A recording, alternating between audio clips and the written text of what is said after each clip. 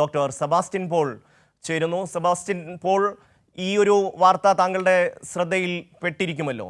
അതിൽ ഏറ്റവും അവസാനം വരുന്ന ഒരു വാർത്ത, കേരള ഗവർണർ രാജേന്ദ്ര ആർലേക്കർ ഇതിനെ ചോദ്യം ചെയ്തു. അതായത് രാഷ്ട്രപതി എത്ര നാൾ ഈ ബില്ല് കൈവശം വെക്കാം എന്നുള്ളതിനെ സംബന്ധിച്ച് തീരുമാനമെടുക്കേണ്ടത് സുപ്രീം കോടതി അല്ല എന്നാണ് രാജേന്ദ്ര ആർലേക്കർ ഇത് സംബന്ധിച്ച് പറയുന്നത്. ഭരണഘടനാ വിരുദ്ധമാണ് ജഡ്ജിമാരുടെ നടപടിയെന്നും അദ്ദേഹം പറയുന്നു.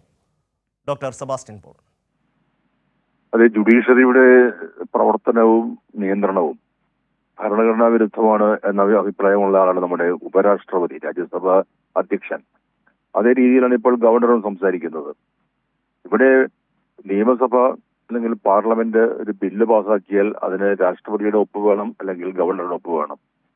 അതിനൊരു സമയപരിധി കൃത്യമായി പറഞ്ഞിട്ടില്ല എന്ന് പറയുമ്പോഴും എത്രയും പെട്ടെന്ന് എന്ന വാക്കുകൾ ഭരണഘടനയിൽ ഉപയോഗിച്ചിട്ടുണ്ട്.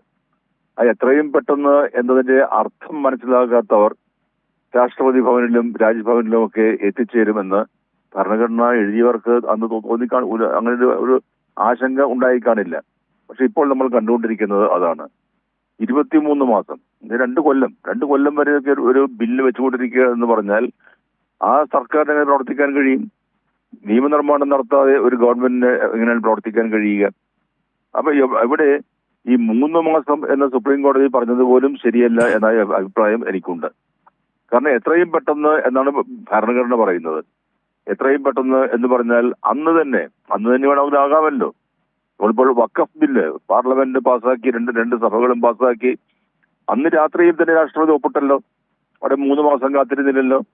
അല്ലെങ്കിൽ ആസ് ഏർലി ആസ് പോസിബിൾ എന്ന വാക്കിന്റെ വ്യാഖ്യാനത്തിനൊന്നും പോയില്ലല്ലോ.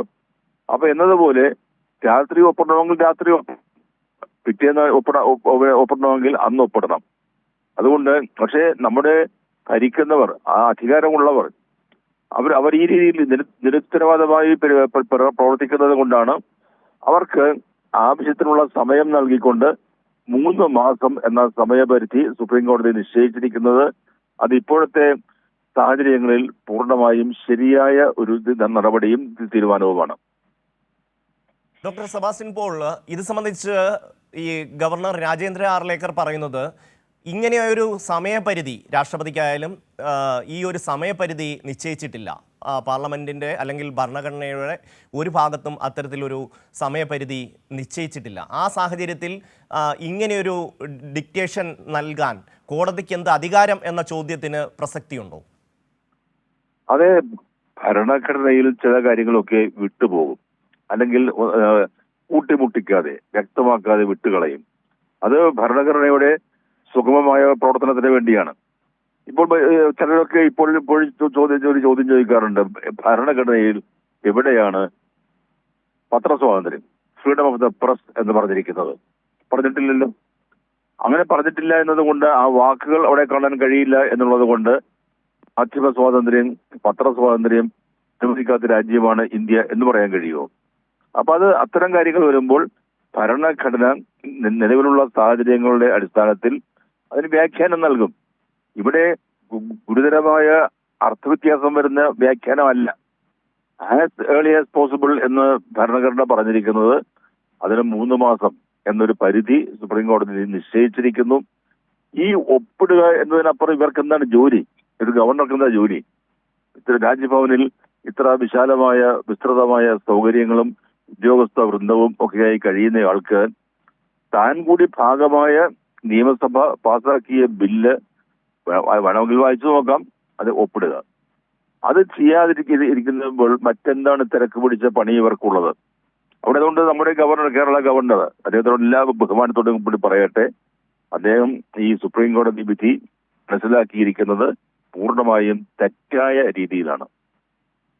ഇതിൽ നിന്ന് തന്നെ നമുക്ക് ഒരു കാര്യം, അതായത് നമ്മുടെ മുൻ ഗവർണർ ആരിഫ് മുഹമ്മദ് ഖാൻ, അദ്ദേഹം ബീഹാറിലേക്ക് പോയി. അതിനുശേഷം അദ്ദേഹത്തെക്കുറിച്ച് ഒരു അനക്കവുമില്ല. അദ്ദേഹം കേരളത്തിൽ നിൽക്കുന്ന സമയത്ത് എന്തൊക്കെയായിരുന്നു കാണിച്ചു കൂട്ടുന്നത്? അപ്പോൾ അവരുടെ സംസ്ഥാനങ്ങൾ അല്ലെങ്കിൽ NDA ഭരിക്കുന്ന സംസ്ഥാനങ്ങളിൽ ഈ പറയുന്ന വിഷയങ്ങളില്ല. പക്ഷേ പ്രതിപക്ഷം ഭരിക്കുന്ന സംസ്ഥാനങ്ങളിൽ ഗവർണർമാർക്ക് എന്തുമാകാം. ആ ഒരു നിലപാട് ഇതിൽ നിന്ന് തന്നെ വ്യക്തമല്ലേ ഡോക്ടർ സെബാസ്റ്റ്യൻ പോൾ? അതെ, അത് പറയാതെ തന്നെ വ്യക്തമായ കാര്യമാണ്.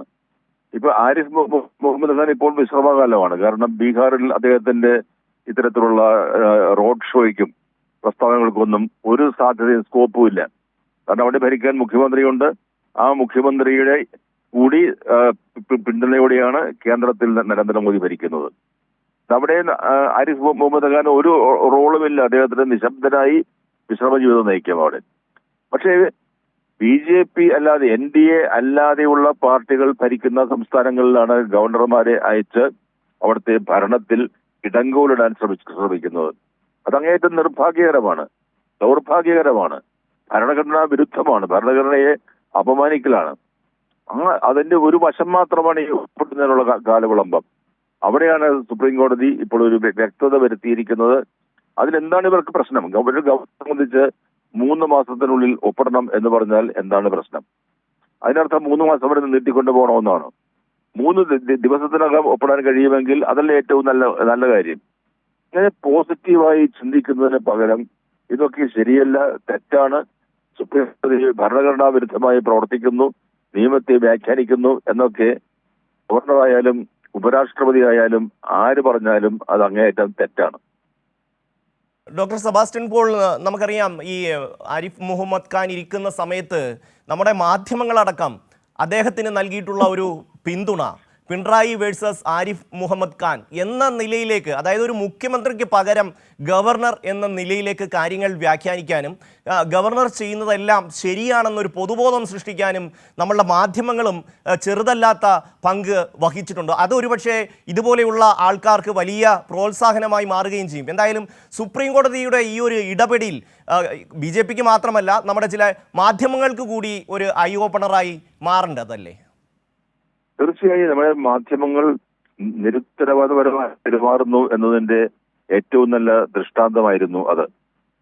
മുഖ്യമന്ത്രി എന്ന് പറഞ്ഞാൽ ആരാണ്? പിണറായി വിജയൻ എന്ന വ്യക്തിയല്ലല്ലോ നമ്മൾ കാണേണ്ടത്. കേരളത്തിലെ ജനങ്ങൾ തെരഞ്ഞെടുത്ത വ്യക്തിയാണ് മുഖ്യമന്ത്രി.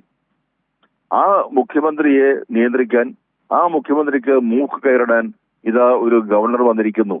ആ രീതിയിലല്ലേ നമ്മുടെ പത്രങ്ങൾ, മാധ്യമങ്ങൾ പെരുമാറിയത്. അപ്പൊ അത് എന്താണ് ഭരണഘടന? എന്താണ് പാർലമെന്ററി ജനാധിപത്യം? അവിടെ ഗവർണർ ആരാണ്? മുഖ്യമന്ത്രി ആരാണ്? ഈ വക കാര്യങ്ങളെ കുറിച്ച് സാമാന്യ ധാരണയും ബോധവും ഇല്ലാതെ വെറും കേവലം വില കുറഞ്ഞ അപകടകരമായ രാഷ്ട്രീയമാണ് അക്കാലത്ത് മാധ്യമങ്ങൾ കളിച്ചത്. അവരത് ഇപ്പോഴും തുടരുമായിരിക്കാം. അത് ഉത്തമമായ എന്ന് വെച്ചാൽ ഉത്തരവാദിത്വമുള്ള മാധ്യമ പ്രവർത്തനം അല്ല അത് എന്ന് വീണ്ടും പറയേണ്ടി വരും. നന്ദി ഡോക്ടർ സെബാസ്റ്റ്യൻ പോൾ പ്രതികരിച്ചതിന്.